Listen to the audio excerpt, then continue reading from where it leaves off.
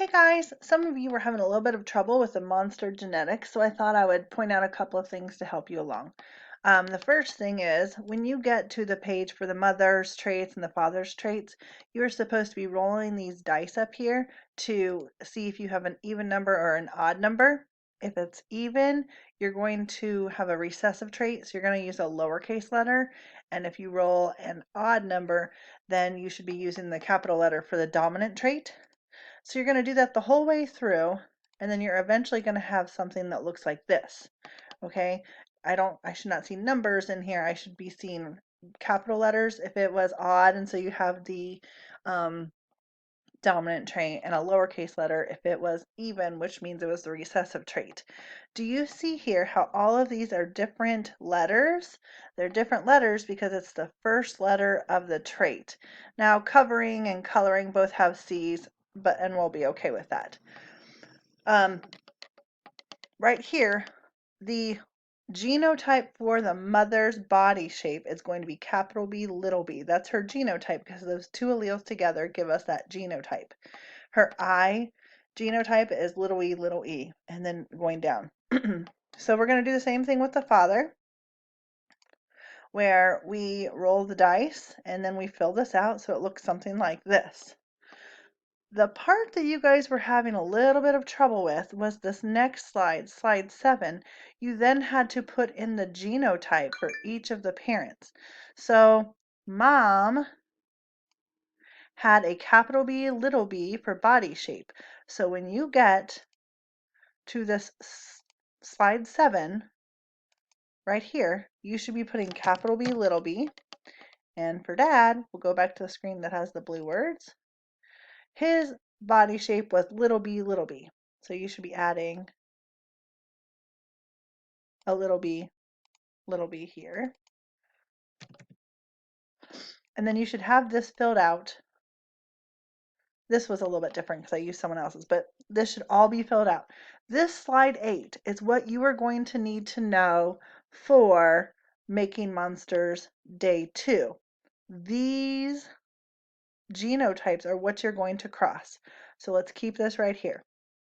Now, when we go to Making Monsters Day 2, there's a couple of different directions. The first thing you're supposed to be doing is filling out our little Punnett squares. Then you're going to make your baby monster, and then you're going to answer the follow-up questions. To do the Punnett squares, you have to take the genotype of the father and the genotype of the mother and cross them. So then you go back to screen or slide 8, and the genotype of the mother is big B, little b. So we're going to put, and I don't think I left a spot for you here, so you might just have to write this on paper, or you can add your own text boxes. Would be big B. I'm sorry, I have to do dad up at the top. He is big B, big B. So capital B, right here, and then the mother goes on the side. And if we need to remember her, she was big B, little b. So I could do a capital B right here and a little b right here. And now you cross them. You have a big B and a big B. So in this first box, you're going to have capital B, capital B. And then next box, you have a big B and a big B. So this should be capital B, capital B. At the bottom, you have a capital B and a little b. Typically, you put the capital letter first, so it would be capital B, B, little b. And here will be capital B, B. The one thing you guys had the most trouble with was over here with the percentages. So let's take a look. You might have to make this a little bit bigger here. All right, we know that if there is a dominant allele, that is what's going to show up. So when we were looking at our little trait tracker, if it's a dominant trait, I'm going to go back to day 1. If it's dominant, it's going to have a round body, and if it's recessive, it's going to have a triangle body. So I see a capital B here, a capital B here, a capital B here, and a capital B here. So there's a 100% chance, 100%, that it's going to have a round body, because the capital B always covers up the capital letter always covers up the lowercase letter, which means there's then a 0% chance of a triangle body, okay? And you might have to make these a little bit bigger. You are going to do that for every single one of the traits, okay? You will do that for the body shape, you'll do that for the eyes, you'll do that for the horns, and so on and so forth.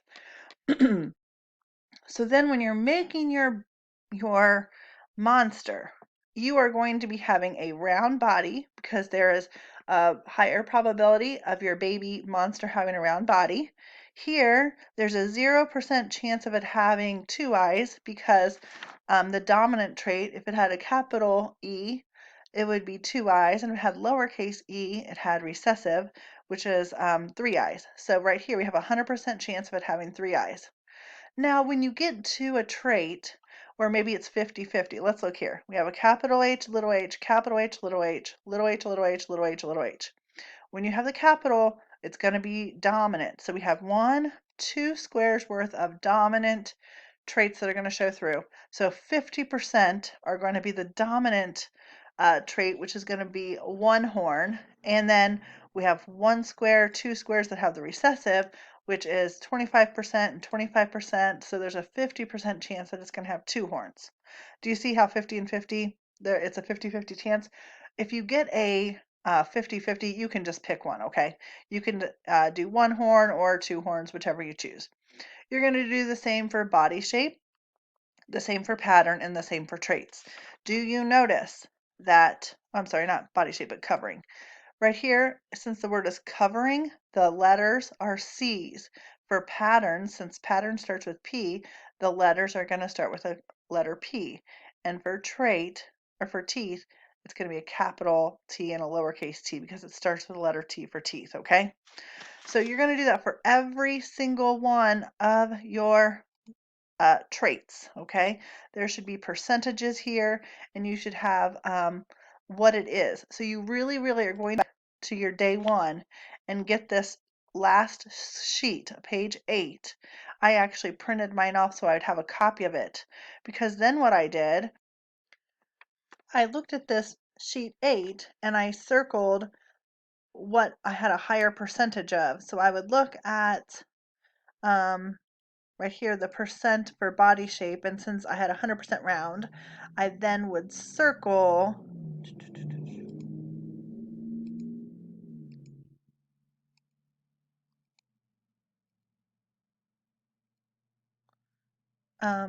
I would circle, guess I don't know how to do that. I thought I did. I circled the round, so I knew that I had a round body.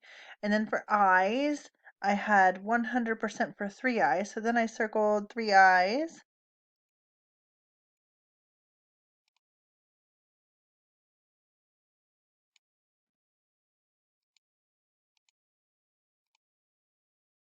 You guys know what I'm talking about. So I would circle 3 eyes, and I'd go back and I'd look at the horns, and then it was 50-50. I decided to go with just 2 horns, so I circled like 2 horns, okay? So I did that the whole way down my sheet, so I knew what I was working with. So then I went to my creating my baby monster. Now with my monster, looking on my day 1 sheet, I highly recommend that you print out slide 8 or have it in a separate screen so you can look at it. I knew that I needed to have a round body, so I picked this round body one. If I would have had more recessive traits, I would have had to go with the triangle body, and so I would have had this guy. So I personally am not very good at drawing on the computer, as you know. So I would probably print this out and then do all the rest of my drawings on this, or you can draw right on it. I kind of started doing that here. Don't laugh. It had to have a round body. See how it's round there?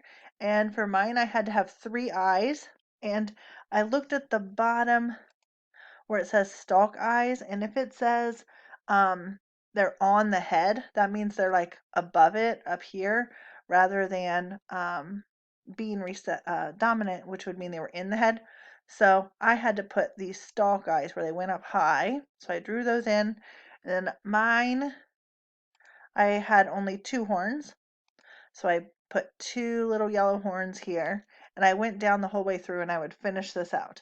Now I did not finish this because I just wanted to give you an idea of what it was supposed to look like, but I just wanted you to understand that when you're making your monster, you will be using yesterday's, or whatever day you're listening to this, you'll be using Wednesday's sheet, the day one sheet that has all of these traits and everything in it, okay?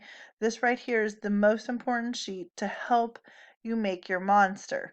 Between the Punnett squares, where you know which one won, and the actual sheet right here that has the mom and dad genotypes, that's how you're going to make your monster, okay? Now let's talk about how to get that to me. Some of you guys are having a little bit of trouble submitting, and that's okay. We'll figure it out, okay? You may choose to draw your monster in here and send this to me. If that's not for you, you can print this out, you can color it, and then you can send me a message, or you can even email it to me. My email is grossa@blsk12.org. It might be easier just to do the Schoology message, but I can link those things up.